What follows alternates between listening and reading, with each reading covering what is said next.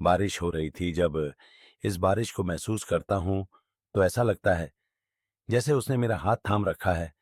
इस सन्नाटे में भी ऐसा लगता है मानो वो मुझे बुला रही है, मुझे आवाज दे रही है, मुझे पुकार रही है। मेरा नाम अजहर महमूद है।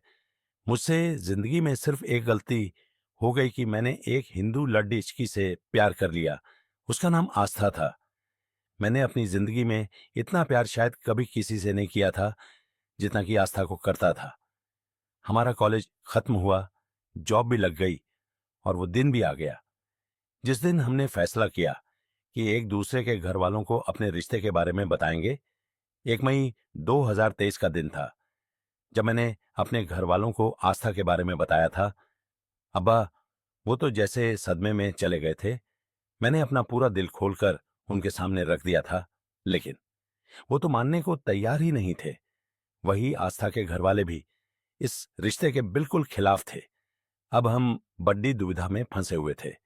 हर पल बस यही सोचते थे कि घर वालों को निकाह के लिए कैसे राजी करवाया जाए। मैंने बहुत कोशिश की, लेकिन ना तो अम्मी मानी और अब्बू तो बहुत ही ज्यादा खिलाफ थे। बहुत ज्यादा हो तो मेरी बात सुनने को तैयार ही नहीं थे।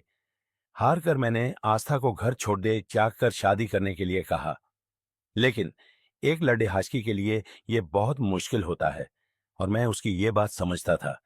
इसलिए मैंने और आस्था ने मिलकर यह फैसला लिया है कि हम दोनों अपने घर वालों की खुशी के लिए अलग हो जाएंगे।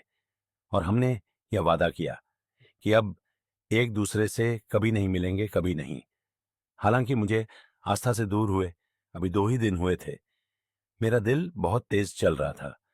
वो कहते हैं ना, यह जिसके साथ आपने पूरी जिंदगी बिताने का फैसला किया हो उसे भूलना इतना आसान नहीं होता। बस आस्था की बात है। उसका चेहरा, उसकी मुस्कुराहट हर समय मुझे याद आती थी। लेकिन करता भी क्या, माँ बाप की इज्जत और उनकी जिंदगी आगे मैं हार चुका था। लेकिन 10 दिन बाद मुझसे रहा नहीं गया और मैंने आज तक की बेस्ट फ्रेंड वैशाली को फोन करके आस्था का हालचाल पूछने की सूझी। मुझे क्या पता था कि वो पल मेरी जिंदगी में कयामत बनकर आने वाला है, मुझे बर्बाद करने आने वाला है। मैंने वैशाली को फोन किया और कहा, वैशाली, आस्था।